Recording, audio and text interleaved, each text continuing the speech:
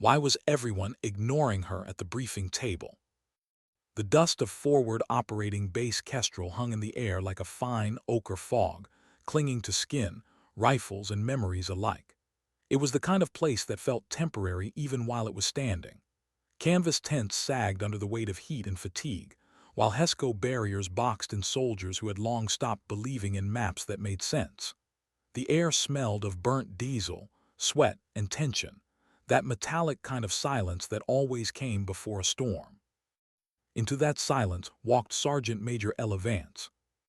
Her boots crunched against gravel as she stepped off the back of the Oshkosh transport, one duffel bag slung over her shoulder, posture straight, head high.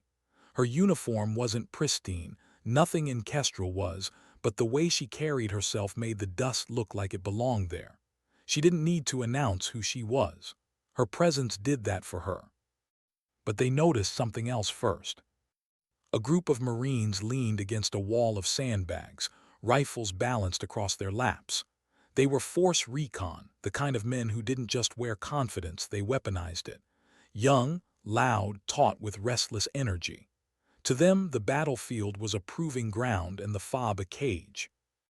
Their leader, Staff Sergeant Gunny Rivas, tilted his chin as she walked past. His eyes narrowed, scanning her face. The scars told stories he thought he already knew. A thick silver line carved from temple to cheek, another cutting through her upper lip. Her hands, when she adjusted the strap of her bag, were a mosaic of burns and calluses. He smirked. "Get a load of the new Sergeant Major," he muttered to his corporal. "Looks like she wrestled a badger and lost." Laughter sharp, juvenile, too loud for the moment. Vance heard every word. The valley's dry wind carried insults better than radio waves, but she gave no sign. No glare, no correction, no hint that it mattered. Years of service had taught her that silence, when worn correctly, could weigh more than any rank. She just kept walking, eyes steady, steps even. To her, mockery was background noise, like the hum of a generator or the sting of sand in the wind. It was the sound of men who hadn't yet learned the difference between pain and strength. Inside the command tent, the air was thick with the stale perfume of instant coffee and fear disguised as strategy. A digital map flickered on a screen. General Marcus Thorne stood before it, sleeves rolled, eyes on the terrain, a man who wore command like a second skin. He didn't turn when she entered. "Sergeant Major," he said, voice clipped but calm. "Sorry." He finally turned. His eyes, assessing, precise, moved from her uniform to the scars, then back to her eyes. No flinch, no pity, just observation. "Welcome to Kestrel. Things are kinetic." "They usually are, sir. Your reputation precedes you. The Corps says you're one of the best administrative minds we've got." Administrative, she nodded once. That was what the paperwork said. The paper never tells the whole story. "You'll oversee logistics," Thorne continued. "Supply flow, rotation schedules, all the boring stuff nobody wants to think about until it goes wrong. There's a briefing at 1800, Operation Serpent's Tooth. I want you there." "Yes, sir." He turned back to the map. "Find your rack, Sergeant Major, get settled, and welcome to the edge of nowhere." Outside, the light stabbed at the eyes, the kind of brightness that flattened everything, faces, flags, even time itself. The same Marines from before watched her leave the tent. Gunny Rivas nudged his corporal again. "Told you, man, paper pusher. Probably got sent here to clean up the spreadsheets." Only one man in the group, Sergeant Chun, didn't laugh. His eyes followed her, not out of mockery but curiosity. The way she moved, it wasn't administrative. It was controlled, alert. A soldier's walk, not a clerk's shuffle. He said nothing. He didn't need to. Hours later, the plywood briefing room was suffocating. Too many bodies, not enough air. The projector's pale light bathed the room in ghostly blue, casting shadows that trembled across the faces of hardened men. Thorne stood at the front, pointer in hand. "Gentlemen, our target is Tariq Al-Hayman, callsign the Serpent, high-level bomb-maker, insurgent commander. Intel places him in this compound here." A red circle blinked on the map. Gunny Rivas leaned forward, forearms crossed. "Sir, my team can hit it in 20 minutes. We go in from the south road, fast and loud, before they know what hit M." Thorne considered it. It was bold, predictable, standard doctrine. Then a voice from the back. Quiet, calm. "Sir, what's the intel on the northern ridge?" Heads turned. Rivas smirked. "Goat Trail, Sergeant Major. Impassable for vehicles. 6-hour climb on foot. Not exactly a highway." "The satellite feed shows fresh soil displacement along the valley road," she replied evenly. "Consistent with IED placement. Multiple sites. The south is a funnel." Rivas chuckled, shaking his head. "We spot IEDs. That's what we do. You don't get paid to take the scenic route." The laughter spread again. She didn't even glance at him. "The northern ridge offers overwatch. If a support by fire team anchors there, the main assault can use the ravine for cover. It's slower but safer. The enemy expects us from the south. That's why they're waiting there." Her laser pointer cut through the haze, tracing the path she described, measured, deliberate, surgical. Rivas scoffed. "We go fast, we own the night, that's doctrine." Thorne's eyes flicked between them. On one side, the brash confidence of youth. On the other, the calm of experience buried under rank and paperwork. The clock ticked, the generator hummed, and somewhere outside, a chopper rotored the air. "We stick with the primary plan," Thorne decided at last. "Southern approach. Rivas, your team leads the assault." "Yes, sir." He turned to Vance with a grin that didn't reach his eyes. "Don't worry, Sergeant Major. We'll be back before your coffee gets cold." She gave one small nod. No protest, no visible disappointment. She simply folded her arms and watched as they left the room, loud and confident. When the last man stepped through the door, she exhaled quietly. It wasn't defeat.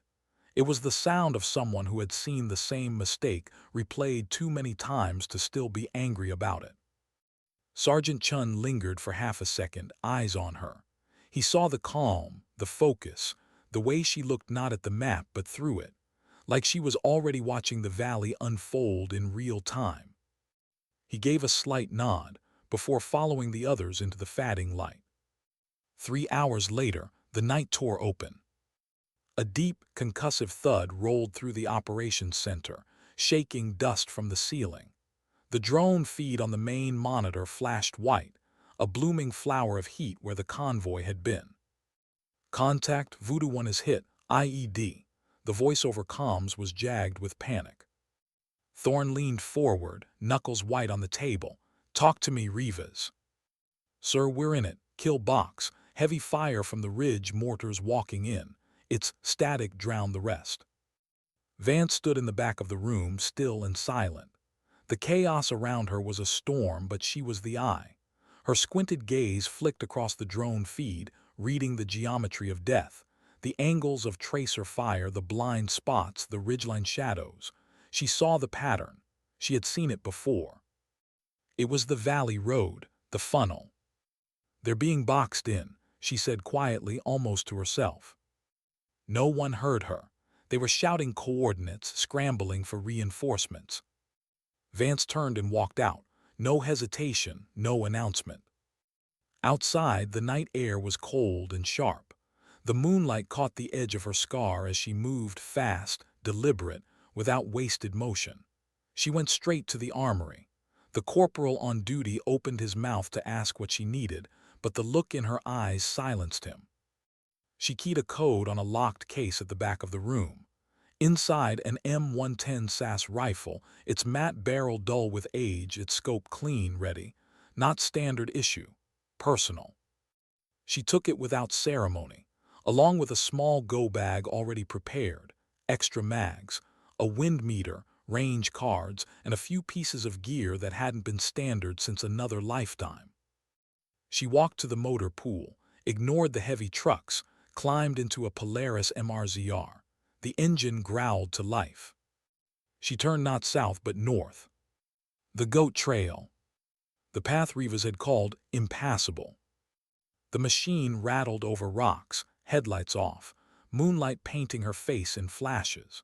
She drove like someone who didn't need roads, like someone who already knew exactly where every stone would be. When the trail became too narrow for wheels, she stopped, killed the engine. The night went silent again, save for the distant heartbeat of gunfire echoing down the valley. She slung the rifle across her back, started to climb.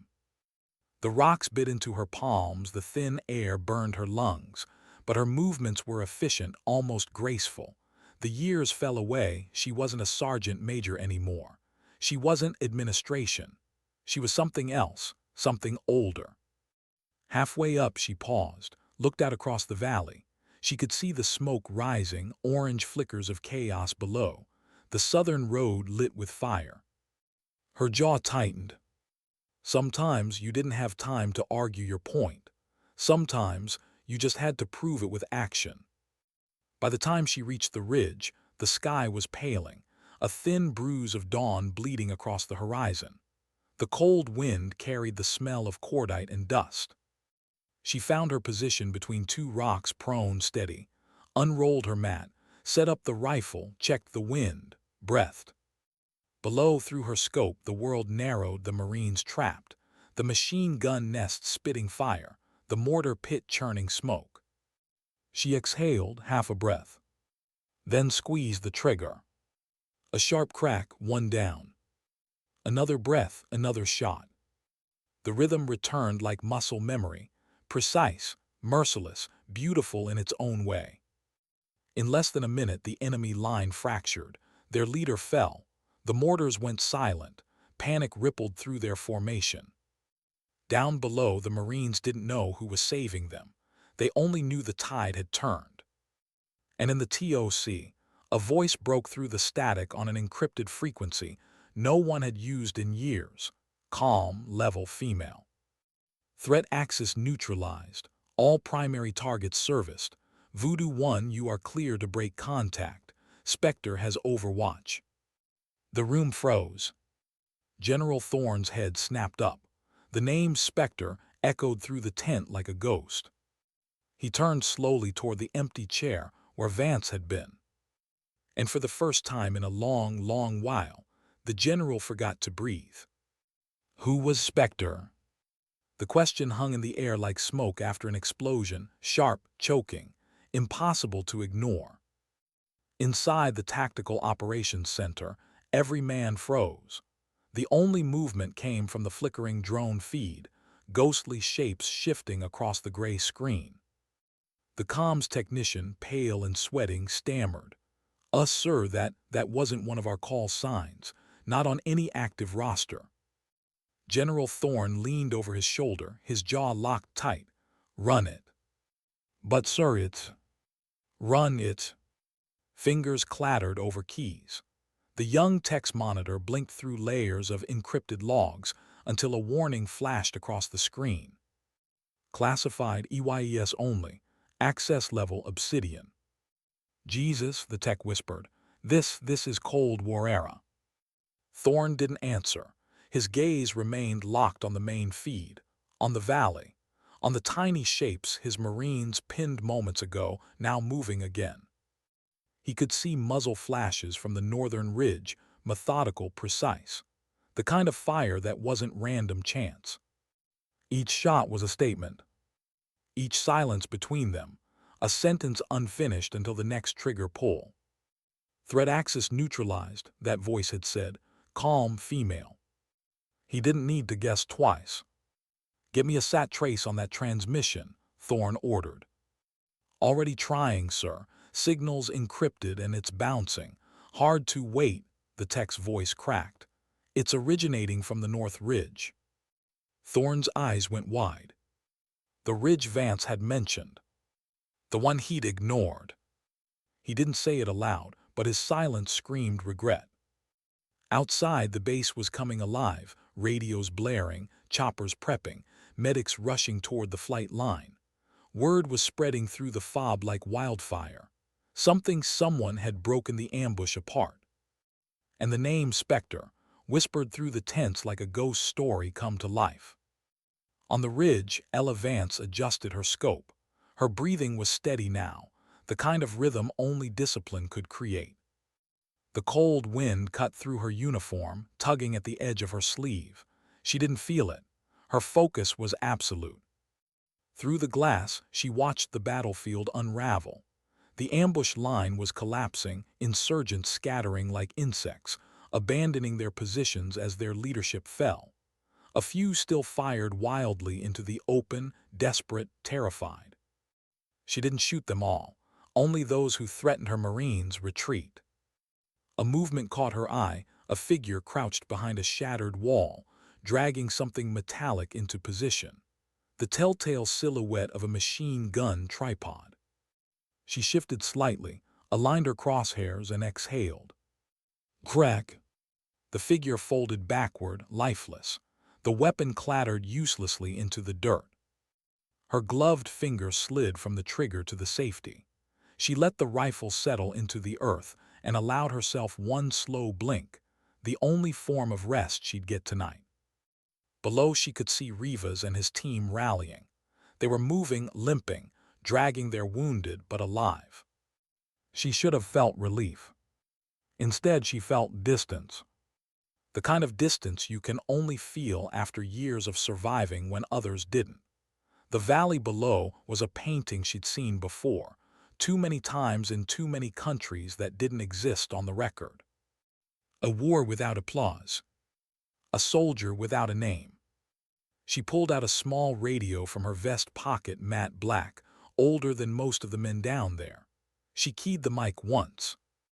Raven, Nest, Spectre is on station. Recommend extraction route west via dry riverbed. Terrain is clear. No acknowledgement came back, not yet. That was fine. She didn't need permission to save lives. She scanned again through her scope, saw movement along the far ridge, small heat signatures trying to regroup. Someone was calling orders in the chaos. She could see the way they gestured, desperate to reform a firing line. Vance adjusted her range. Her heart didn't race. It never did during moments like these. It was calm, frighteningly so. Crack. One fell. Crack. Another. Then silence. For the first time since the shooting started, she let out a slow breath and leaned back. The rifle's metal was cold beneath her hand. Her palms, scarred, uneven, fit the weapon like they were made for it. Maybe they were.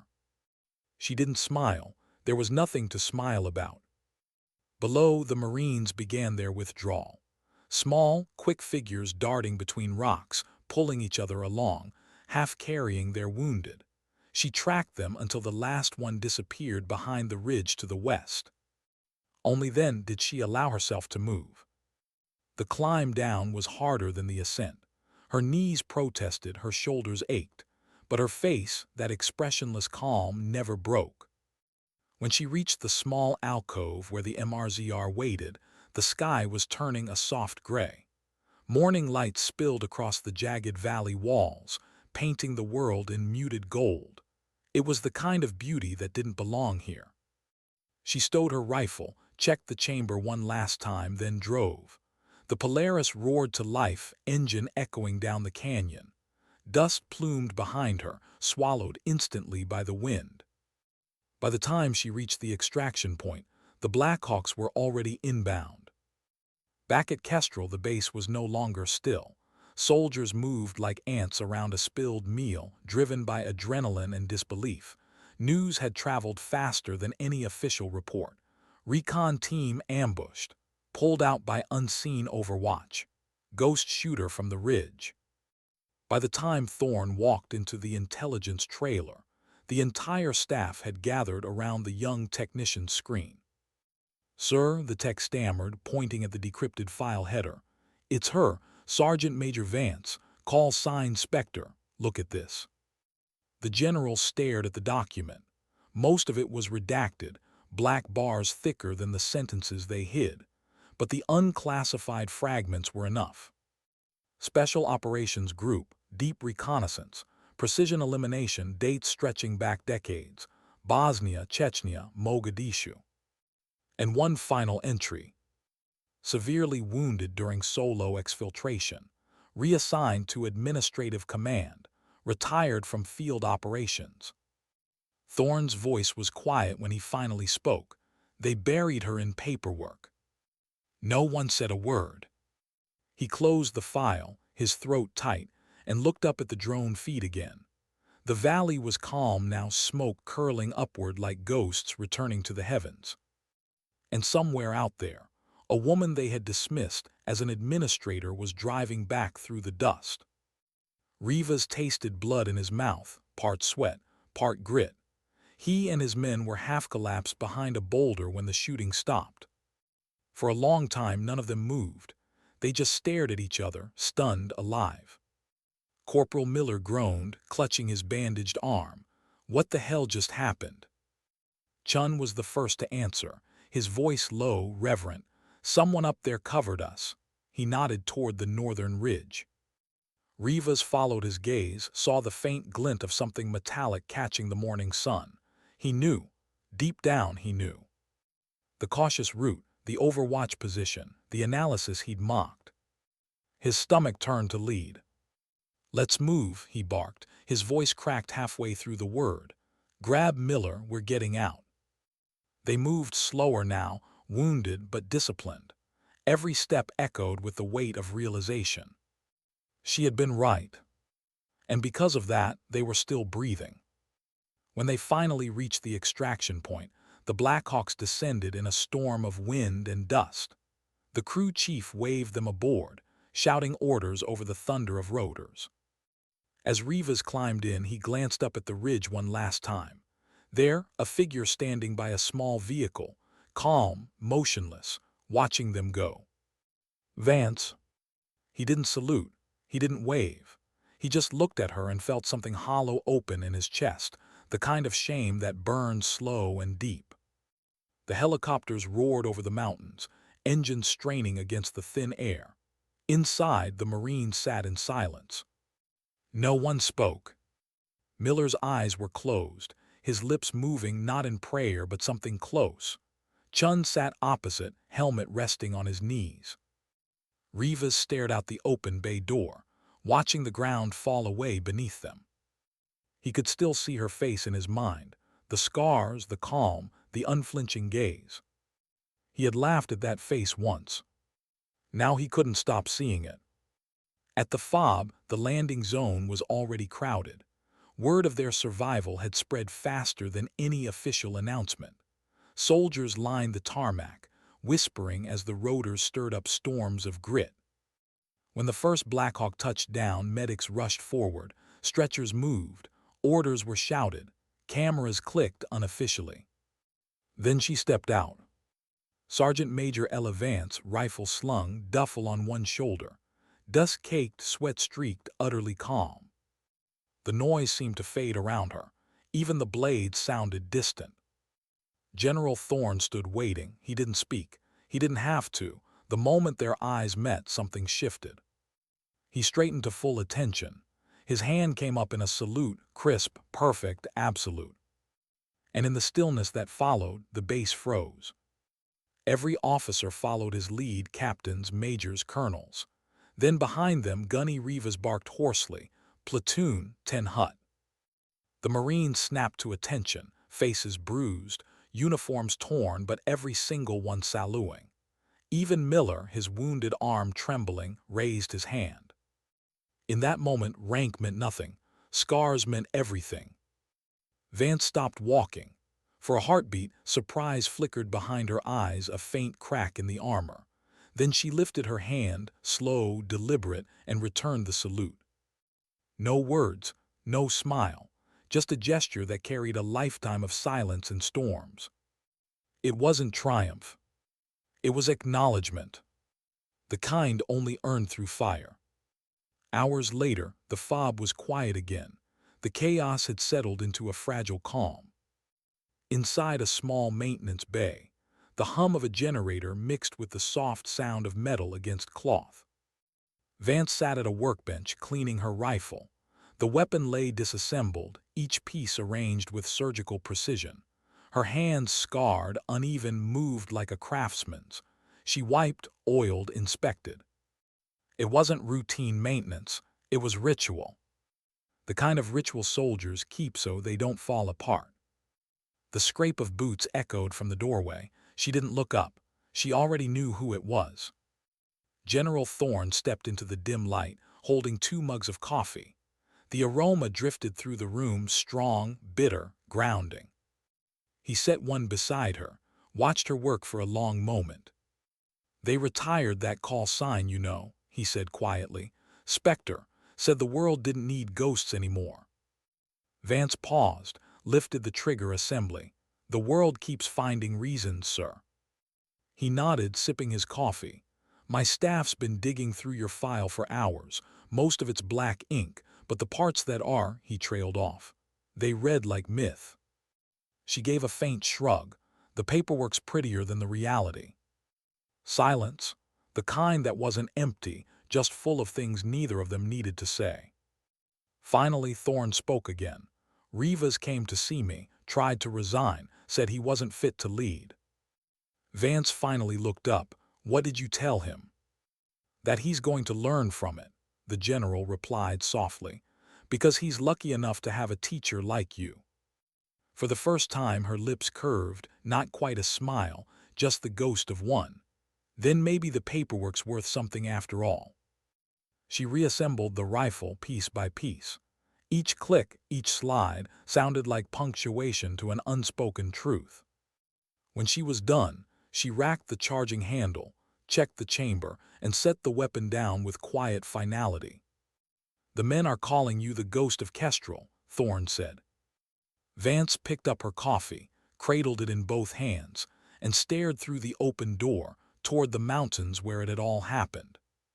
"Some things don't retire, sir," she said softly. "They just wait until they're needed again." The general said nothing. He just stood there beside her, sharing the silence. Outside, the wind whispered over the valley, the same valley where dignity had spoken without words. Why did silence feel heavier after applause? Forward operating base Kestrel was never truly quiet, but tonight it tried to be. The desert wind hummed through the calm towers. Somewhere, a generator coughed in protest. And yet, compared to the chaos of the morning, the base felt muted, like everyone was whispering out of respect for something they couldn't quite name. They all knew her name now. "Spectre." It was said in mess lines, in whispered conversations near the barracks, in half-believing tones at the motor pool. "Wasn't she logistics?" "Yeah, man, but they say she took out an entire platoon by herself." "No way, that's a ghost story." "Exactly." The myth was already forming, and Vance hated it. She didn't want to be a ghost. She just wanted the noise to stop. In her quarters, a small metal container wedged between 2 sandbag walls, she sat on the edge of her cot, staring at her hands. The scars caught the dull light from a single hanging bulb. She turned one palm upward, tracing a burn that ran across her wrist, pale against her skin. Her fingers trembled just slightly, but only when she noticed. They always did after missions. Even now, after all these years. Her rifle leaned against the wall within arm's reach, cleaned, oiled, reassembled. The coffee from earlier sat untouched beside it, now cold and black. She wasn't tired, but she was exhausted in ways that sleep never fixed. The door rattled, a soft knock. She didn't answer. Whoever it was, they'd come in if it mattered. The door creaked open. Sergeant Chun stood in the threshold, hesitant, helmet tucked under one arm. "Permission to speak, ma'am." She didn't look up. "You already are." He stepped in, closing the door behind him. The container suddenly felt smaller. Chun was young, but not naive, eyes that had seen too much but still tried to understand. He stood at attention at first, then, realizing she wasn't going to play rank, relaxed awkwardly. "I wanted to thank you," he said, "for today, for saving us." Vance didn't reply immediately. She kept her gaze on her hands, her voice quiet when it came. "You saved yourselves, Sergeant. I just opened a door." Chun shook his head slightly. No, ma'am, you kicked it down. The corner of her mouth twitched, almost a smile. Sit down before you make me feel old. He did, perching on the metal footlocker across from her. For a few moments neither spoke.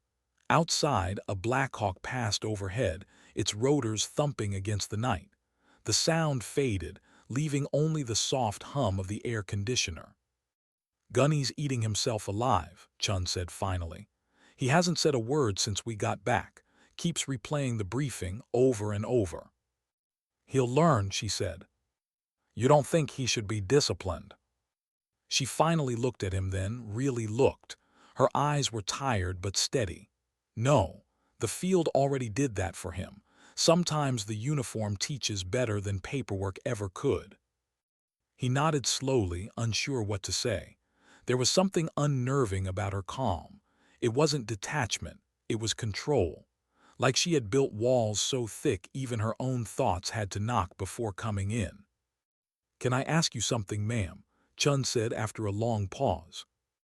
Vance tilted her head slightly. You can try. What's it like? He hesitated. To go from being invisible to being that. He didn't mean it disrespectfully. He meant the myth, the whispered awe, the salute from the general, the way every Marine on the base looked at her now as if she were something carved from legend. Vance leaned back, exhaling slowly. The metal cot creaked under her weight. Invisibility has its advantages, she said. No one expects anything from a ghost. He frowned, not fully understanding. She continued, her voice softer now, more distant. When people stop seeing you, you learn how to see everything else. The angles, the habits, the ways they break when no one's watching. Her gaze unfocused for a moment, lost somewhere far away. You learn how to disappear until the moment it matters. The words hung between them, heavy, unguarded. Chun nodded, unsure how to respond. He opened his mouth once, then thought better of it. Instead, he stood, helmet under his arm again. Thank you for letting me talk, ma'am. She gave a small nod, already turning back to her cold coffee. Get some sleep, Sergeant. He hesitated by the door. For what it's worth, the guys don't just respect you, they believe in you now. Belief, she said quietly, is dangerous. It turns people into stories, and stories don't bleed. He didn't understand, not really, but he nodded anyway and left. The door shut softly behind him. Vance sat alone again, listening to the faraway rhythm of boots and rotors and static-laced laughter. Somewhere, someone shouted her name. Spectre.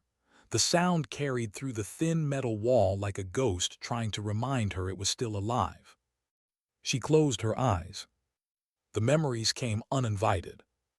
Another ridge, another country, smoke curling from a city that no longer had a name. Her spotter's voice in her ear, calm, measured, steady, before it was replaced by static. Then the explosion, the fire, the screams that didn't belong to anyone anymore. She touched the scar on her cheek. The skin was smooth now, healed. The memory was. She whispered to herself, words she had repeated 1,000 times across 1,000 long nights. It's over. But it never was. The next morning came too soon. Sunlight sliced through the valley like a blade, catching on the dust still floating from the day before. The base looked the same, tense, walls, towers, but something in the air had shifted. The salutes came faster now. The conversations paused when she walked by. Respect, yes, but also fear. The kind that comes when people realize a myth breathes the same air they do. At the mess hall, she stood in line like everyone else. The cook, a corporal with tattoos up his forearms, froze mid-scoop when he saw her. Ma'am, Sergeant Major, you go ahead. Vance looked at him, then at the tray of powdered eggs and burnt sausage. Standards, Corporal. Even ghosts wait their turn. He flushed and nodded quickly. She took her food and sat alone in the corner. It was easier that way. Attention, she'd learned long ago, was just another kind of target. Across the room, Rivas entered with his team. The noise dipped instantly. He looked worse for wear, bandaged, hollow-eyed, a man still fighting something internal. When he saw her, he froze. The whole table waited for what he'd do. He hesitated, then walked toward her. Every fork in the room stopped moving. He stopped at her table, didn't speak right away. Just stood there, the weight of shame visible in his posture. Then, with a stiff inhale, he squared himself. "Sergeant Major," he said, voice quiet, "I came to say thank you." Vance looked up. "You already did, when you brought your men home." He shook his head slightly. "No, ma'am, that was you. His voice faltered. "I was wrong about you, about a lot of things." Her expression didn't soften, but her tone did. "Most of us are, at some point." "I won't forget this," he said. "Good," she replied. "Just make sure you remember why it happened. You ignored information because it came from someone you didn't understand. That'll get people killed.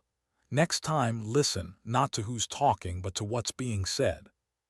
He nodded, shame burning in his face. "Yes, ma'am." She took a sip of her coffee, cold again. "Now go sit with your team before they start thinking I'm your therapist."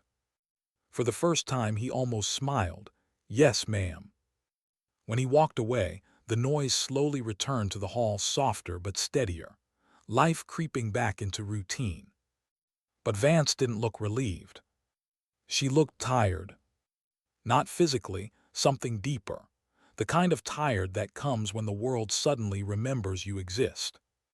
That afternoon, Thorne called her to his office. The tent was darker than usual, lit only by the pale glow of a monitor. Files spread across his desk like puzzle pieces that refused to fit. "Come in," he said without looking up. She stepped in, boots silent on the tarp floor. "Sir." He glanced up, motioning for her to sit. "You've caused quite a stir, Sergeant Major." "Wasn't my intention, sir." "I believe that," he said, half smiling. "But the Corps doesn't know what to do with legends who don't stay buried." He handed her a printed document. "Command wants a full debrief of what happened, and a psychological eval." She raised an eyebrow. "They think I've lost it. They think anyone who climbs a mountain alone under fire might have something worth analyzing." Her mouth curved slightly. "I'll write them a memo." He chuckled, then turned serious. "You saved those men, Vance. But more than that, you reminded everyone what quiet competence looks like. They need that now more than ever." She looked down at the document. Classified headers, evaluation forms, interviews. It was the kind of bureaucratic storm she'd spent years trying to escape. "When the eval scheduled?" she asked. "2 days." She nodded once, stood, and saluted. "Permission to return to duty, sir." He studied her for a moment. There was something he wanted to say, maybe admiration, maybe gratitude, but he knew she wouldn't want to hear it. So instead, he simply returned the salute. Dismissed. When she left, Thorne leaned back in his chair. For a long moment, he stared at the tent flap she disappeared through. Then he whispered to himself, barely audible over the hum of the air conditioner. "Some ghosts aren't meant to fade." That night the base lights flickered against the mountain shadows. The valley lay still again, pretending nothing had ever happened there. But from the observation tower, Vance could see it all: the place where the convoy burned, the ridge where she'd lain prone, the trails of smoke that still haunted the edges of her vision. She stood alone, arms crossed, wind tugging at her sleeves. Down below, the Marines were laughing again. Life was returning. That was good. That was the point. She closed her eyes for a moment, letting the night air wash over her. The sound of laughter faded into memory, other voices, other times, other places. She whispered, almost to the wind, "Sometimes dignity doesn't speak, it just does the job." And the wind carried the words away, across the valley, back to the mountains where silence remembered her name. Why did talking about survival always feel harder than surviving?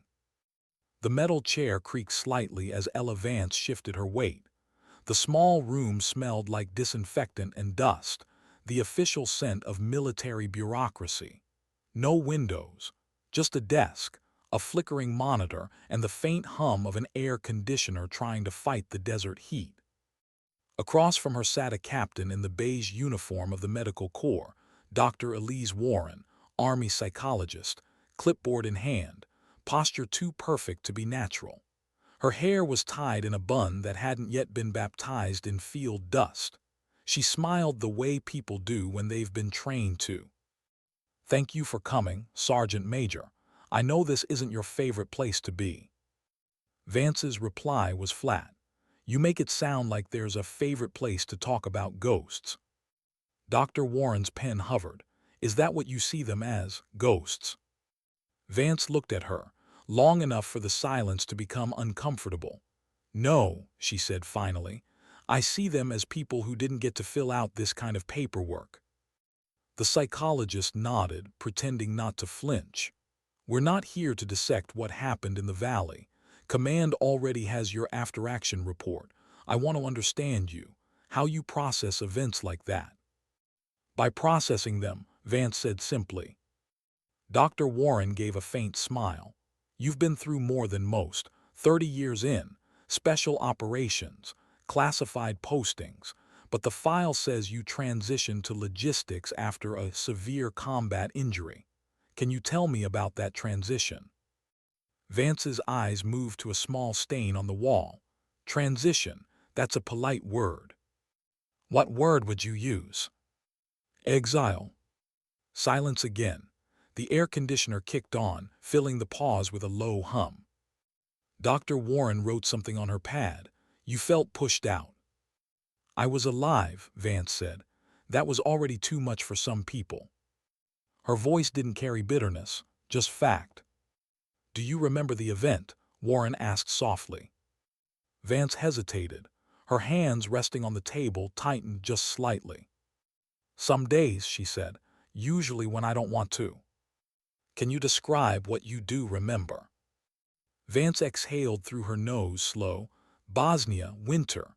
I was running an overwatch mission over an industrial district. The target went sideways. Wrong time, wrong place, wrong explosion. My spotter didn't make it. I did, that's about it." Dr. Warren watched her carefully. "You were burned." Vance nodded once. "Grenade shrapnel, fire. Took a while before I realized my hands weren't working right anymore. By the time they pulled me out, the program was already being shut down. Ghosts don't belong in peacetime. That's what they told me." "You're referring to your former unit, Spectre Operations Division." Vance's eyes flicked up. "You got clearance to say that name." "I read the file." "No one reads that file," Vance said, a quiet challenge. "I did," Warren replied evenly. "It said you were one of only 4 who made it through training, that you completed 12 high-risk missions in denied territories, that you refused commendations for all of them." "Decorations look strange on a ghost," Vance said. "Why did you refuse them?" Vance's voice softened, distant now. "Because no one else came home to wear theirs." Dr. Warren didn't write this time. She just watched. There was a shift in her demeanor, the professional mask thinning, the person underneath emerging. "That must have been lonely." "It still is." "Does the loneliness ever stop?" Vance leaned back. "Loneliness is fine, it's the noise that kills you. All the things you hear when it gets quiet. The memories start talking. The faces, the missions, the choices." "What do they say?" "That I was good at my job." "And that's bad." Vance's eyes found hers again. Calm, unblinking. "It's efficient, not good." Warren swallowed. She could feel the weight in that word, efficient. It wasn't pride, it was confession. "Ella," she said gently, "you're carrying a lot of things alone. Have you ever thought about stepping back, about—" "I've already stepped back," Vance interrupted. "For years. I've done the paperwork, filed the logistics, sat behind the desk. You saw what happened when I stopped stepping back." The psychologist set her pen down. "You saved lives, that's not a symptom, that's service." Vance shook her head slightly. "It's survival, and survival isn't noble, it's instinct." She stood up before Warren could respond. You've got what you need, Captain. The psychologist looked up. Sergeant Major. Vance stopped at the door. Don't waste ink on me, Doc. Write about the ones who didn't make it. They're the reason people like me exist. And with that she left, leaving behind the faint smell of gun oil and desert dust. Outside, the light was blinding. The day had gone white-hot, the kind of heat that bends the air and swallows the horizon. She walked across the compound, her pace steady, deliberate. The stairs followed her as they always did now. Some looked at her like a hero, others like a reminder. Every salute, every nod of respect felt heavier than the last. She reached the armory. Inside, the shade was cooler, the air metallic with the scent of oil and steel. Her rifle rested where she'd left it, disassembled, clean. She sat down, opened the case, and began to check each piece again. The repetition was comfort. The motions made sense. Clean, inspect, oil, assemble, repeat. Machines didn't ask questions. She heard footsteps behind her, slow, uncertain. Permission to enter. She didn't look up. You're already in, Gunny. Rivas stopped a few feet away. His uniform was crisp again, but his face carried exhaustion. His voice was different now, quiet, stripped of bravado. I heard they made you talk to the shrink. She asked questions, Vance said. I gave answers. He smirked faintly. Bet she's still recovering. Probably writing a report about how my trauma has commitment issues. Rivas actually laughed soft, surprised by his own reaction. Then quieter, I've been replaying that day. The map, the ridge, every word you said that I ignored. I can't stop seeing it. That's good, she said. Means you'll remember next time. I don't think there'll be a next time. There's always a next time, she said evenly. Just hope you recognize it faster. Rivas nodded. His gaze drifted to the rifle parts spread before her. You were something else up there. The way you handled that rifle, it wasn't just skill. It was like you'd done it your whole life. I have. He hesitated. The guys talk about you like you're some kind of legend, like you never miss. I missed plenty, she said softly, just not the shots that mattered. He went quiet for a moment. I don't know how to make this right. You don't. He looked up, confused. You just do your job better than you did yesterday. That's the only kind of apology worth hearing. He nodded slowly, absorbing it. You ever going to tell us who you really were before all this? Vance's hands paused mid-motion. Her eyes didn't lift from the weapon. Who I was doesn't matter. Who I am does. She snapped the upper receiver into place with a clean metallic click. And right now, I'm your sergeant major, nothing more. Rivas stood silently for a moment, then gave a short nod, the kind reserved for people who'd earned the kind of respect rank couldn't demand. When he left, the armory was quiet again. Vance finished assembling her rifle and sat still for a long time, just holding it across her lap. Through the open door, the sunlight caught in the dust, turning the air gold. She thought about the psychologist's words. Have you ever thought about stepping back? She had once, years ago after Bosnia. But ghosts don't retire. They just move to quieter corners. That evening, General Thorne stood on the observation deck overlooking the valley. The sunset bled across the horizon in shades of crimson and gold, beautiful and cruel. Vance joined him, her boots soft against the metal grating. Sir, she said. Ellis, he nodded. How'd the eval go? She asked about ghosts. And they're doing fine. He smiled faintly, then his tone softened. I looked through your old files again, the unredacted parts. You were never supposed to come back into combat status. I didn't, she said. Combat came to me. He turned to face her fully. The higher-ups are asking questions. They want to know why a retired operative is still field-capable. They're impressed and worried. Let them worry, she said. Keeps them awake. Thorne studied her face for a long moment. The scars, the stillness, the quiet fire behind her eyes. What keeps you awake, Sergeant Major? Her answer was soft, the sound of what doesn't make noise anymore. He nodded slowly. You ever think about leaving all this behind? She looked out toward the ridge. I did. Then I realized some people leave and some stay to make sure the leaving meant something. Thorne was silent. The desert wind filled the space between them. Finally, he said, You know they're calling you the ghost of Kestrel. People name things they're afraid to understand, she said. He gave a quiet chuckle. You ever get tired of being misunderstood? She turned her head slightly, her scar catching the last light of the sunset. No, sir. Misunderstanding keeps me alive. They stood in silence for a while, watching the last of the daylight fade behind the mountains, the same mountains that had witnessed everything.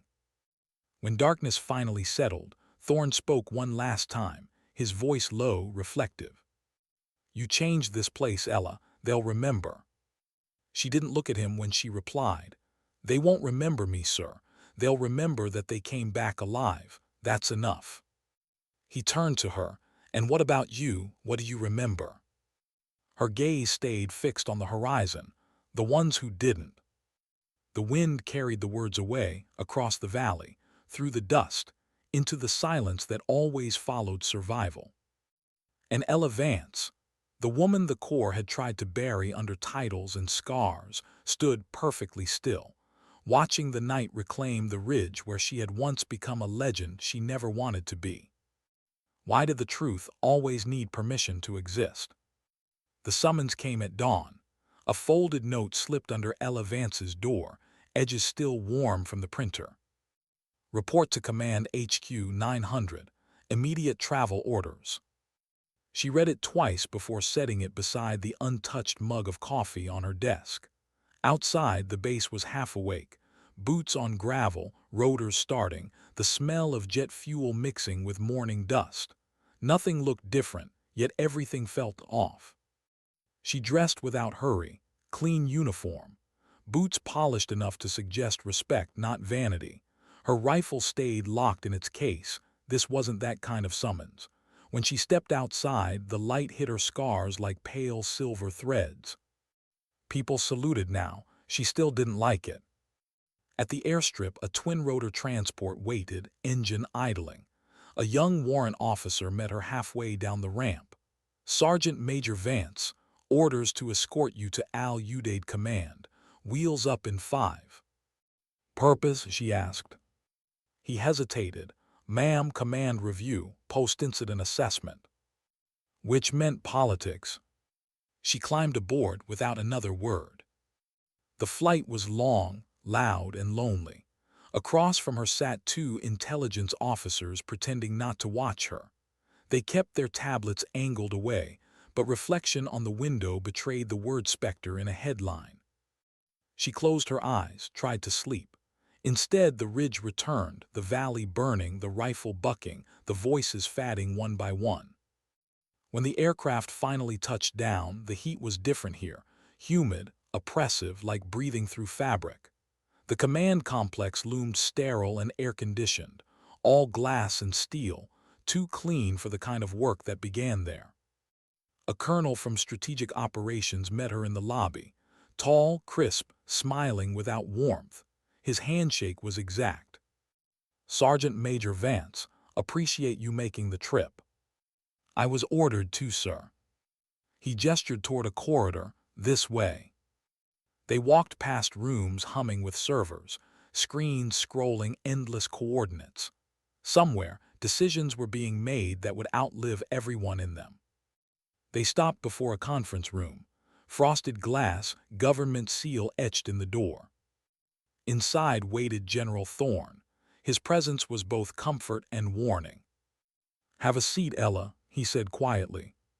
She did.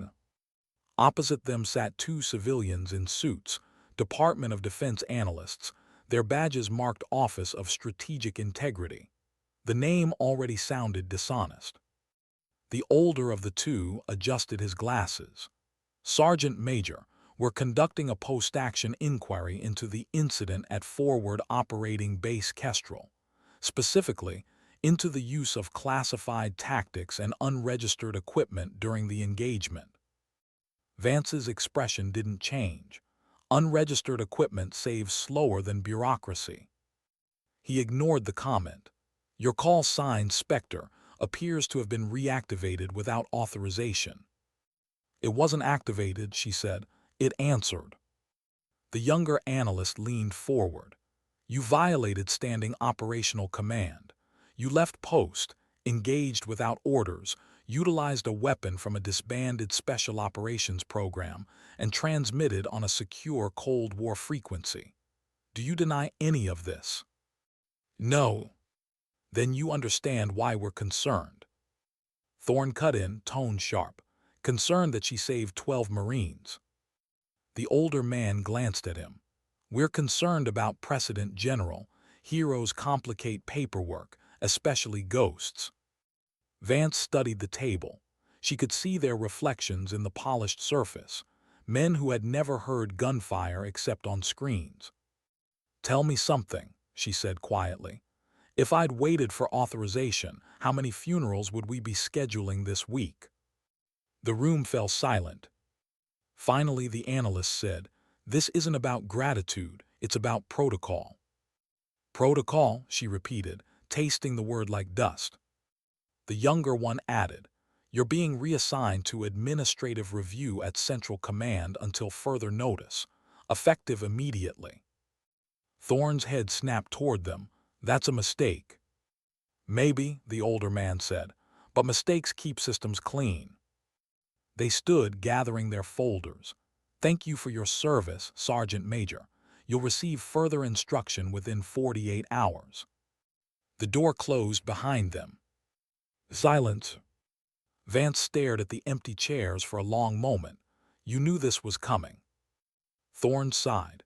Command can't decide if they want to pin a medal on you or erase you. Erase me, she said. It's easier. He looked at her, searching her face. Are you going to fight it? Would it change anything?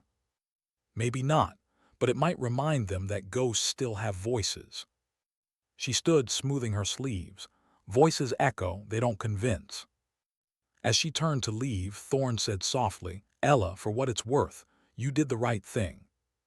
She paused at the door. The right thing doesn't usually need witnesses, sir. Then she walked out.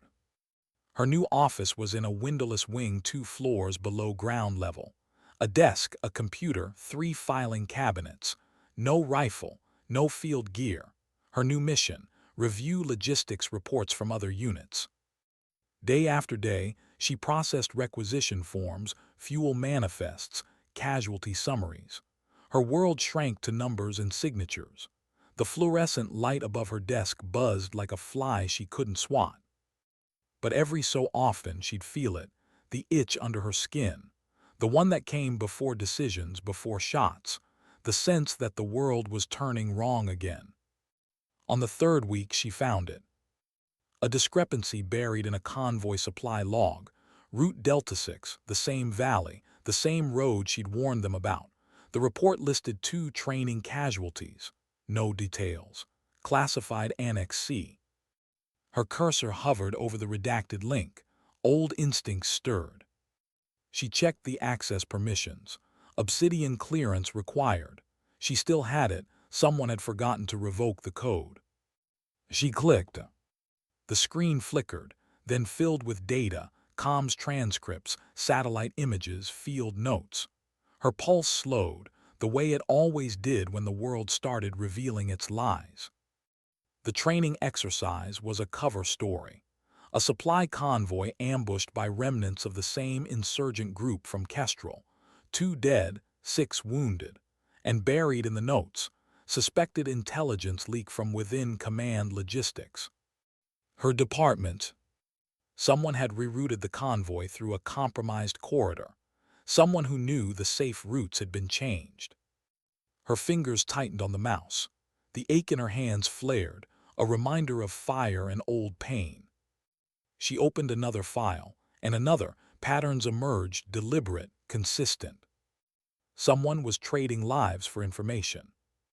That night she found Thorne in the officer's mess, alone with a pot of black coffee and a stack of unread reports. "You're not supposed to be here," he said without looking up.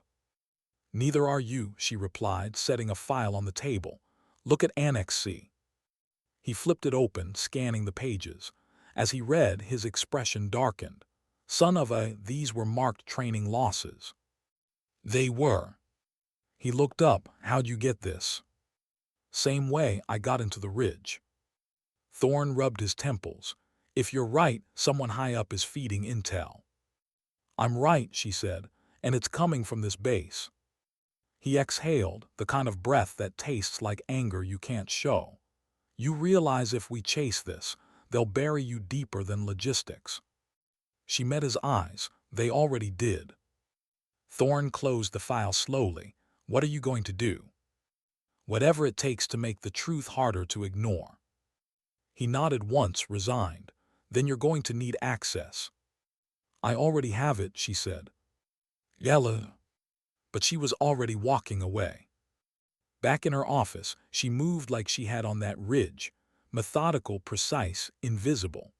She copied files to a secure drive, cross-referenced call logs, built a map of betrayal in lines of code and coordinates. At 200 hours, the lights above her desk flickered. She didn't look up. She knew surveillance eyes when she felt them.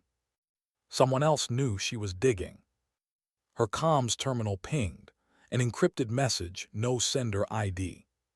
"Spectre, stop. You don't understand what you're opening." She stared at the text for a long moment, then typed one line back. "You're right, I understand exactly." "Send." She powered down the terminal, packed the drive into her uniform pocket, and stepped into the corridor. The halls were empty, echoing faintly. When she reached the elevator, she hesitated. Somewhere above, the night shift hummed along, oblivious.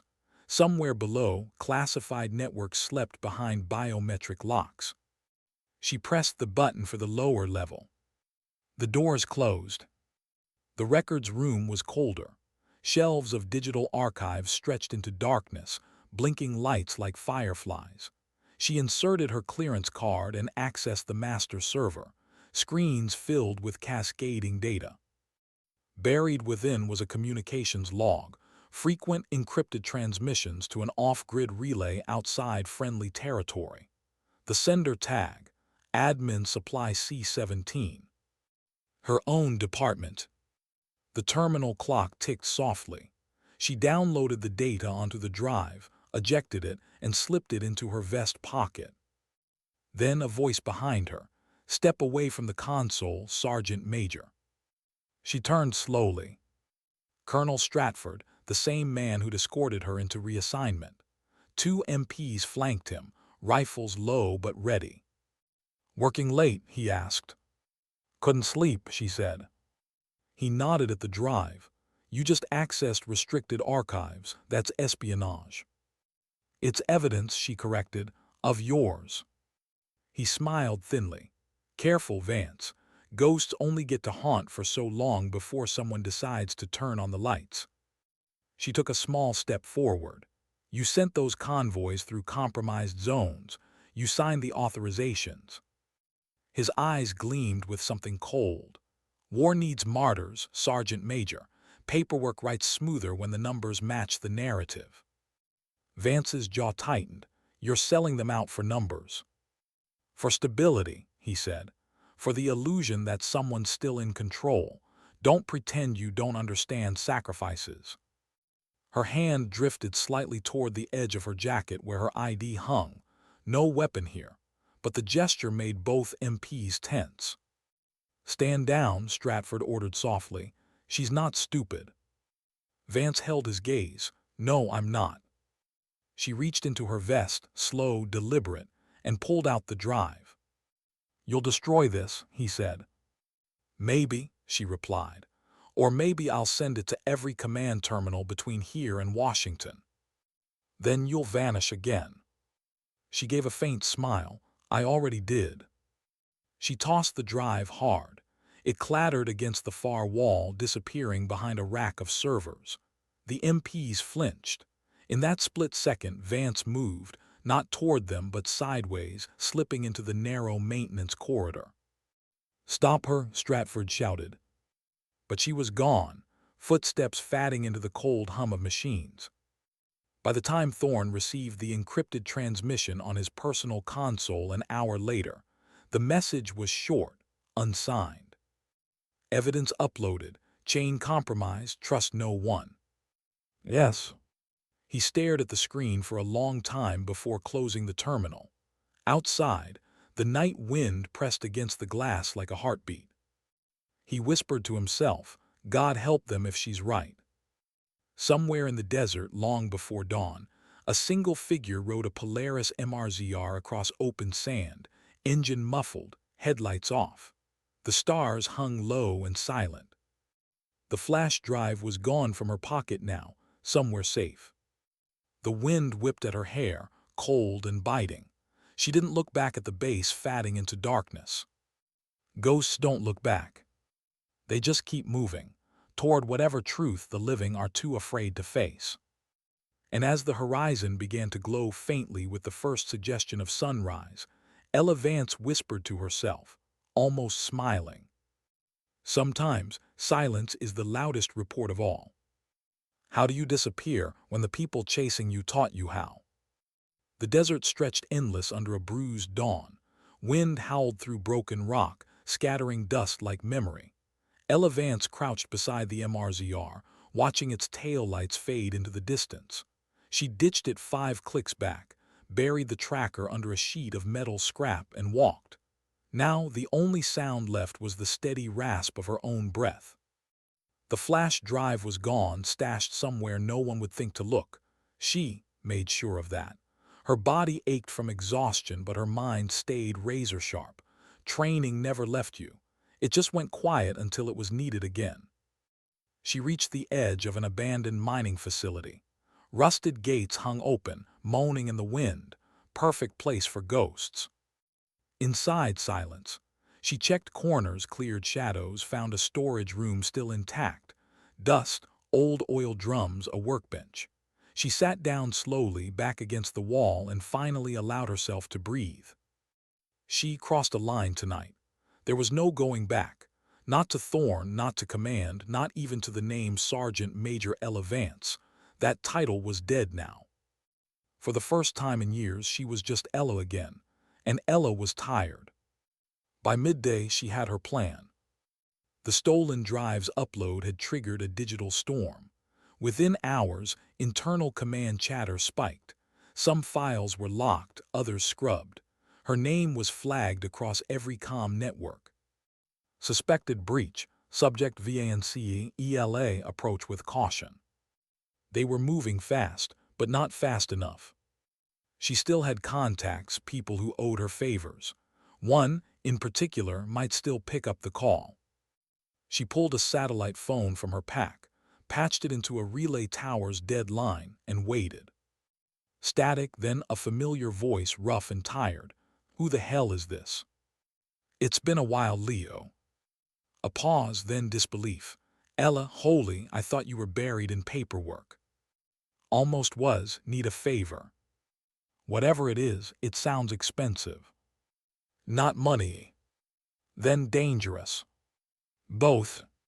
He sighed, you never change. What do you need? Extraction route, quiet, no eyes, no drones. Where to? Undisclosed for now. He chuckled softly, still giving half the picture. All right, you got 12 hours before they triangulate that signal. You move north by Ridge 328. There's an old refuel post near the dry lake bed. I'll leave you a key. After that, you're on your own. Understood. Ella, he said, voice lower now. What happened? She hesitated. Same thing that always happens. Someone traded truth for convenience. And you stole it back. Borrowed it. He whistled, they'll come for you. They already have. The line went dead. The march north was brutal. The sun burned without mercy, heat shimmering over cracked ground. Each step stirred the ghosts of dust and wore old footprints, long buried. By afternoon, she spotted the ridge. Beneath it, the remains of a refueling post half swallowed by sand. She entered through a broken side door, eyes scanning instinctively. On the counter, an envelope. Inside, a keycard, a ration pack, and a handwritten note. "Oh, you won, Spectre, make it count." She smiled faintly. The name felt like both curse and armor. She moved deeper into the compound, found the comms room, and began setting up. She didn't have much time, but she needed to reach someone who could finish what she'd started. Someone who still believed in lines that shouldn't be crossed. The problem was finding one. Hours passed. Dusk crawled across the horizon, painting the world in red and gold. The air cooled, wind whispering through steel beams. She worked under a flickering light, connecting cables, rerouting signal paths, building a relay from old machinery. Then movement. A flicker of shadow outside, footsteps deliberate. Her hand slid to the sidearm, holstered against her thigh. A voice called out softly, "Don't shoot, Major." She froze, recognition in the tone. "Rivas." He stepped into view, hands raised, expression unreadable. Dust covered his uniform, but his insignia gleamed faintly.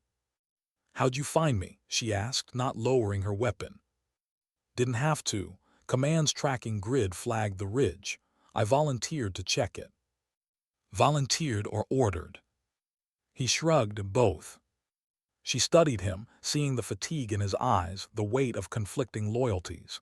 "You here to arrest me?" He shook his head slowly. "If I wanted to, you'd already be cuffed." "Then why?" "Because I needed to see if what they're saying is true." "And what are they saying?" "That you went rogue, stole classified data, compromised operations." She gave a faint, humorless laugh. "All true, just not the way they mean it." Rivas hesitated. "You sent the intel to Thorne. He's being investigated too." "I know," she said. "They're burning anyone who stood too close." He looked down, jaw tight. "You really think there's corruption this high up?" "I don't think," she said. "I know." "Then why run? Why not let them see?" "Because truth doesn't survive briefings, Gunny. It gets redacted into comfort." He stepped closer, cautious. "You're not alone out here, Ella. Let me help." Her eyes softened just a fraction. "You want to help, forget you saw me." "I can't do that." "You can," she said quietly. "And you will, because the moment you report this, they'll use you as proof that I resisted capture." He swallowed hard. "You think I'm afraid of that?" "I think you still have a future," she said. "Don't throw it away for someone who's already past tense." He looked at her for a long moment, the way soldiers look at ghosts they once followed into fire. "They said you were dangerous." "I am," she said softly, "just not to you." He hesitated, then stepped aside. "There's a convoy heading east tomorrow night. You could disappear with it. Border zone's thin there." "Thanks," she said. "Ella," he said as she turned away, "why do you keep doing this? You don't owe anyone anymore." She paused at the door. "Because someone has to." Then she was gone, swallowed by the dark. Night fell sharp and cold. Vance made camp near the edge of the ridge, using the ruined trucks as windbreaks. The stars above were painfully bright, too many, too honest. She leaned against the metal frame, eyes half closed. Memories came slow, uninvited. Bosnia's snow, the ridge fire, her spotter's voice in her ear. "We don't quit, Ella, even when it hurts." She whispered into the empty air. "Yeah, well, you didn't have to keep proving it." The wind answered with silence. She reached for her flask, took a slow sip, and pulled the small transmitter from her pocket, the one she'd built from scavenged parts. She switched it on. A single light blinked red, then green. Somewhere a signal began to move, bouncing between satellites, encrypted and disguised. It carried fragments of truth, files, signatures, coordinates, enough to make someone somewhere start asking questions. Her hand trembled slightly as she set it down. The tremor wasn't fear, it was release. She'd done what she could, the rest wasn't hers to control. At dawn, she woke to the sound of distant engines. She rose slowly, scanning the horizon. A convoy, 6 armored transports moving along the old road. Rivas had kept his word. She stepped out from cover, waved once. The lead truck slowed, brake lights glowing. A door opened. A woman climbed out, tall, lean, early 30s, uniform of a humanitarian transport unit. She looked wary but not hostile. Sergeant Major Vance. Who's asking? Lieutenant Mara Devlin. I was told to expect a passenger, no questions asked. Leo sent you. The woman nodded, said you'd know what to do with silence. Vance almost smiled. He's right. She climbed aboard. The inside of the truck smelled of fuel and dust. Civilians sat along the benches, engineers, aid workers, quiet people carrying what they could of what was left. As the convoy rolled out, the desert faded behind them, replaced by broken hills and the faint outline of a city in the distance. Vance sat near the window, watching sunlight creep across the sand. No uniform now, no insignia, just a scarred woman in borrowed clothes holding onto a mission that might outlive her name. Hours later, the convoy reached a checkpoint, border patrol, armed and tense. The lead guard approached, scanning IDs. Vance kept her head low, pretending to check equipment. Then she heard it. Step out of the vehicle. Her blood went cold. A soldier was staring straight at her. Recognition flickered in his eyes. He reached for his comm. Vance's heart kicked once hard, then training took over. She moved before thought caught up. The radio never finished its first word. She was out the door into the dust, sprinting toward the ridge line. Shouts behind her, engines roaring to life. Bullets hit sand, none close enough to stop her. She dove behind a boulder, breath sharp, heart hammering. The convoy erupted in confusion. The last thing she saw before she slipped into the ravine was Mara's face, not angry, not afraid, just sad. She ran until her lungs burned, until the gunfire faded into echoes. When she finally stopped, she dropped to her knees, gasping. Another border crossed, another life burned. She laughed once, a hollow, tired sound. You really don't change, do you? The desert gave no answer. By nightfall, she reached the ruins of an old communications tower. Half collapsed, but the relay dish still stood, pointing at the stars. She climbed the rusted ladder, one hand at a time, until she reached the top. The city lights glimmered faintly far off, like promises that never kept themselves. From her pocket she pulled a folded photo, a younger version of herself with her old team. Smiles, sunlight, faces that no longer existed. She let the wind take it, watched it twist, flutter, vanish into the dark. Below, the faint echo of sirens, search drones rising. She whispered into the wind, not yet. Then she turned, disappearing into the black horizon, where even satellites lost track of ghosts who refused to die the way they were told to. Why do ghosts always find each other in the dark? The safe house was nothing more than a half-buried bunker on the edge of nowhere. Wind carved through the cracks in the concrete, whispering like old memories. Ella Vance sat against the wall, a small lamp casting a trembling halo of light over her face. The last 3 days had been a blur of movement, walking by night, hiding by day, sleeping in fragments. Her body ached from the run, but her mind refused rest. Every time she closed her eyes, she saw the convoy, the checkpoint, Mara's expression before she vanished into the chaos. Trust was a currency she'd long since spent. She was checking her weapon when the knock came. 2 taps, pause, 1 tap. A code from another lifetime. Her heart stalled. That pattern hadn't been used since the Spectre days. She drew her pistol, silent as breath, and moved to the door. Identify. A man's voice, low, steady. Spectre 3 requests entry. Vance froze. Spectre 3 had died in 2011. She unlatched the door just enough to see a face in the glow of a covered flashlight. A face she hadn't seen in 14 years. "Cole," she whispered. He looked older, gaunter, a faint scar cutting through his brow, but the eyes were the same. "You really thought you were the only one who learned to disappear?" For a second, neither of them spoke. Then she stepped back, gesturing him inside. They sat across from each other, the silence between them almost sacred. Cole removed his gloves slowly. His hands were as steady as they'd been on a sniper scope. "You look worse," he said quietly. "Feels about right," she replied. "You're supposed to be dead." "So were you." He smiled faintly. It wasn't humor, it was recognition. "When I saw the intercepts about someone using Spectre encryption, I thought, no, it couldn't be. But then I saw your signature code buried in the data trail. You tracked me.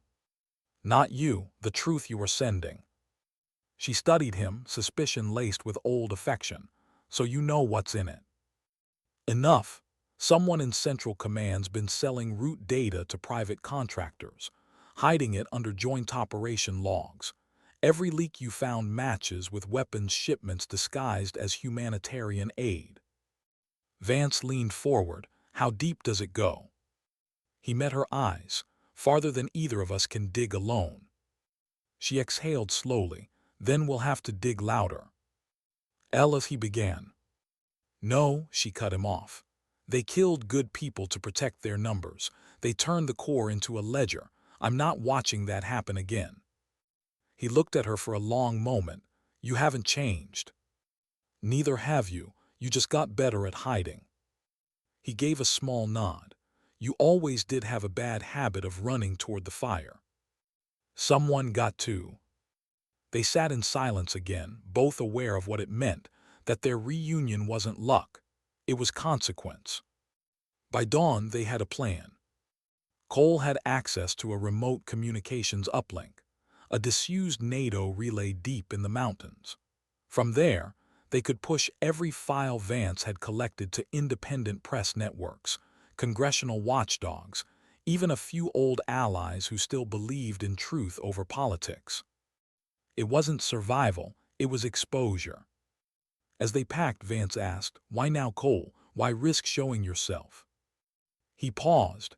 "Because someone has to remember who we were. Spectre wasn't just black ops, it was balance. We stopped the monsters before they made the news. And now? Now the monsters write the news." She zipped her pack shut. "Then let's give them something worth printing." The trek into the mountains took 2 days. The road turned to gravel, then to dust.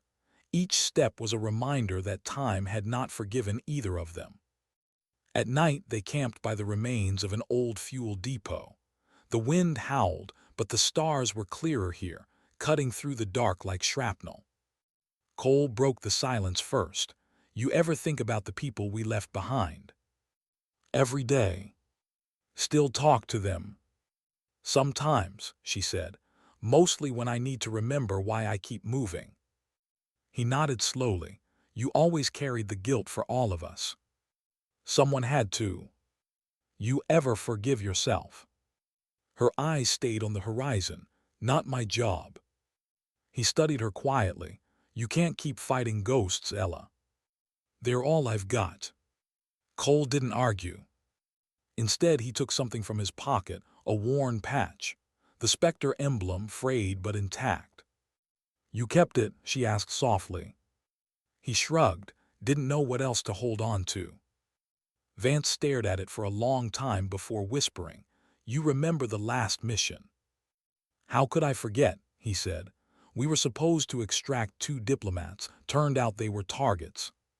She nodded. "You took the hit meant for me." He smiled faintly. "Still hurts when it rains." "And you let them think you died." He looked away. It was easier than watching the program burn. For a long time, the only sound was the wind. Then she said softly, "You should have let me take the blame. You already took enough." Their eyes met, two ghosts sharing the weight of survival neither of them wanted. By morning, they reached the relay station. It sat half-collapsed on a cliffside, antennas bent like broken bones. The entrance was sealed by old blast doors, but Cole found the manual override. With a grind of rusted metal, the doors opened. Inside, the smell of decay and old circuits. Dust danced in the light cutting through the cracks. Cole powered up the generator, and the control room flickered to life. Screens glowed pale blue, flickering data scrolling like the pulse of something ancient waking. Vance inserted the drive. Once I hit upload, there's no undoing it. He nodded. You sure you're ready for what comes next? I've been ready since they buried us alive in bureaucracy. The files began transferring, data streaming across global nodes. Every encrypted message, every falsified report, every falsified signature, the truth unfolding in real time. Then a soft ping. Unauthorized access detected. Cole swore under his breath. They traced it faster than I thought. Cut uplink. Too late, they're already here. Outside, the distant rumble of engines. Vance checked her weapon, eyes narrowing. They really sent a team for ghosts. More like an exterminator. She smirked faintly. Then they better aim better than last time. Cole moved to the secondary console, pulling power relays. I can delay them, reroute the upload through back channels. How long? 10 minutes. Make it 8. She moved to the doorway, crouched behind cover. Through the dust and sunlight, she saw silhouettes approaching, 5, maybe 6. Tactical formation. Efficient. Professional. Bullets started first. The sound was deafening in the narrow canyon. Vance fired back, measured bursts, no panic, just rhythm and focus. Each round counted. Cole worked the console, sparks flying as rounds tore through the equipment. 2 more minutes, he shouted. She reloaded, make it 1. A grenade landed near the doorway. She kicked it back before it finished its arc. The explosion lit the air, echoing through the canyon. When the dust cleared, 2 of the attackers were down. The rest hesitated. Upload complete, Cole called. Vance smiled. Then we're done here. He turned just as another round hit the metal frame beside him. He dropped to one knee, clutching his side. Cole. I'm fine, he lied, blood seeping through his fingers. Get to the ridge. She grabbed him, dragging him toward the rear exit. The sounds of gunfire followed, echoing off the rocks. They stumbled out into open sunlight. Cole collapsed near a ridge wall, breathing hard. Leave me, he said. Not happening. Yella. She knelt beside him, pressing her hand over the wound. You didn't come back from the dead to die again. He gave a weak smile. Guess I just like keeping you company. She almost laughed, almost. Below them, dust clouds rose, vehicles closing in. Cole reached into his pocket, pulled out the Spectre patch and pressed it into her palm. Don't let them rewrite us. Her throat tightened. You're coming with me. But his eyes already looked past her, toward the sky, toward the past. Go, he whispered, finish it. The words broke her. But she stood, because that's what he'd do, because that's what ghosts do.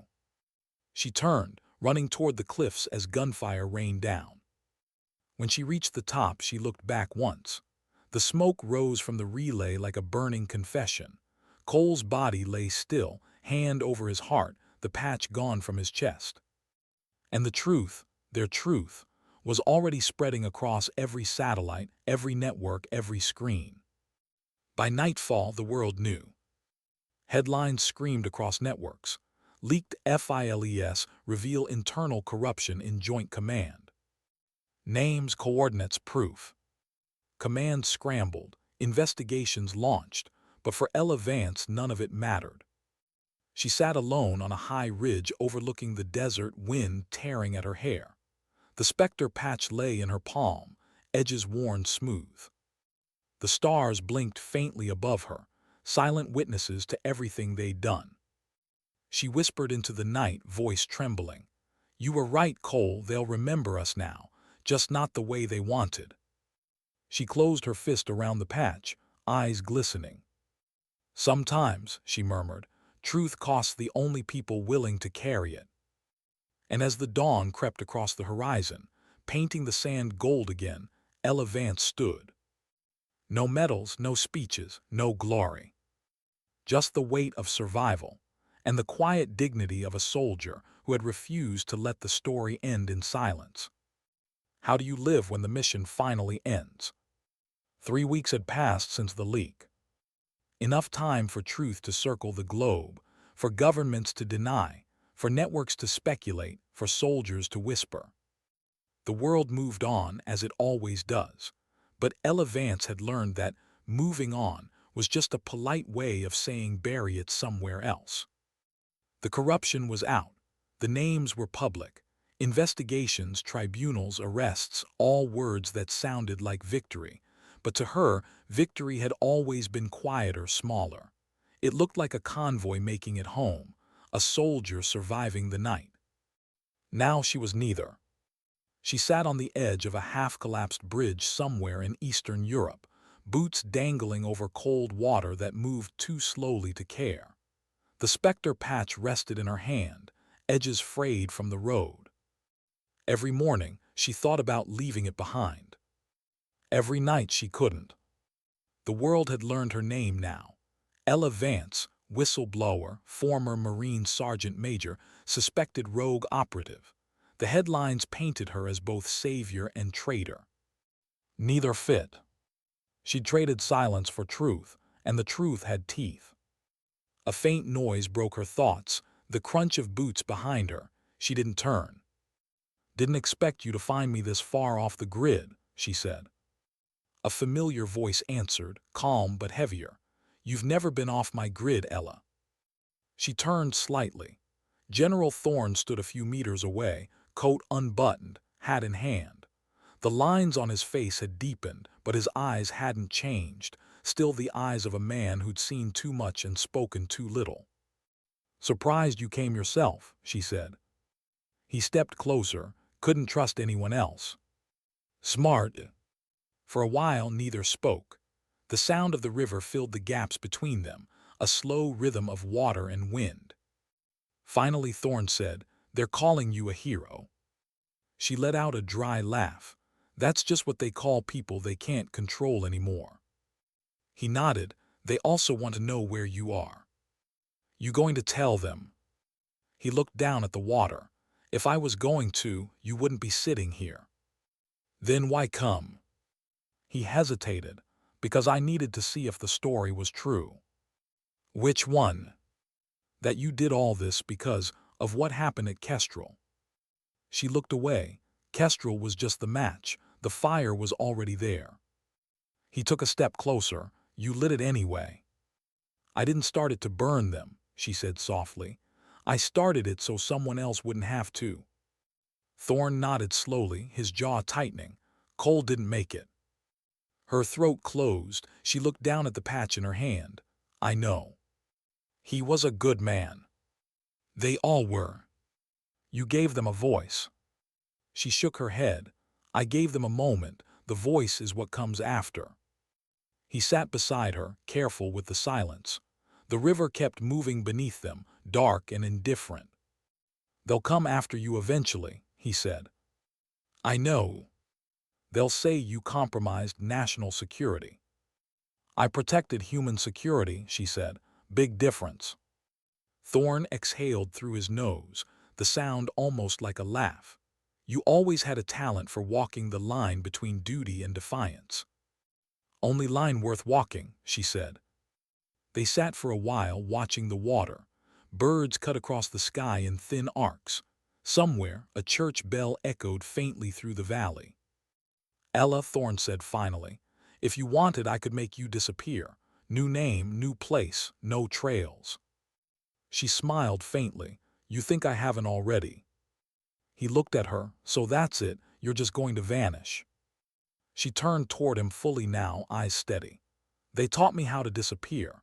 Now I'll use it the way it should have been used to make sure the right things stay seen. Thorne studied her for a moment, then quietly, "What do you want me to tell them?" "The truth," she said. He gave a small, tired laugh. "You still think they'll believe it?" "Doesn't matter if they do," she said. "It just matters that it exists." He nodded once, understanding. "Ella," he hesitated, "you changed a lot of lives, mine included." "Don't give me credit for that," she said softly. "I just reminded you what uniform you were wearing." They both smiled, the kind of smile that only comes from mutual scars. Then, after a long silence, Thorne stood. "You know, when I first read your file, they'd redacted everything, even your photo." "Good," she said. "Makes me harder to mythologize." He adjusted his coat. "What do I tell them if they ask why I let you go?" "Tell them," she said, "that I'd already left." He looked at her one last time, eyes softer than she'd ever seen them. "Take care of yourself, Ella." "You too, sir." He turned and walked back the way he came, his figure fading into the mist. Vance sat there a while longer, until the sun broke through the clouds and turned the river gold. Later that day, she found herself in a small village café, the kind of place where nobody asked questions and the coffee tasted like forgiveness. She sat by the window, watching people live their lives. Children laughing, soldiers off duty, ordinary, fragile peace. The news played on an old television behind the counter. Major corruption scandal exposes top defense officials. Senate hearings expected next week. Whistleblower identity still unconfirmed. She smiled faintly. Still unconfirmed, good. The waitress approached, a young woman with tired eyes. "You're not from around here, are you?" "No," Vance said, "just passing through." The girl nodded. "Where to?" Vance paused. "Haven't decided yet." "Well," the girl said, setting down a refill. "Wherever it is, good luck." "Thanks," Ella said, her voice barely above a whisper. The girl walked away. Vance looked out the window again. A boy chased a dog across the square, laughing so hard he fell into the dust. His mother scooped him up, smiling despite herself. The scene hurt in a way she couldn't explain, the ache of something she'd protected but could never have. She reached into her pocket and pulled out the Spectre patch one last time. She turned it over in her palm, thumb brushing across the faded threads. Once it had meant secrecy, then survival, now maybe it meant closure. She left it on the table beside the coffee cup. When she stepped outside, the wind picked up, warm, steady, almost kind. For the first time in a long time, she didn't look over her shoulder. No sirens, no pursuit, no ghosts left to chase. Just the quiet satisfaction of knowing that truth, once spoken, doesn't need to shout again. That night she camped by the river again. The sky above was thick with stars, each one sharp as memory. She lay back on the cold ground, hands behind her head, the hum of the earth beneath her like a heartbeat. For years her life had been noise, gunfire, orders, commands, excuses. Now it was silence. And in that silence, she found something she hadn't felt in decades. Peace. Not the kind written in treaties. The kind that comes when you've done everything you could, even when no one said thank you.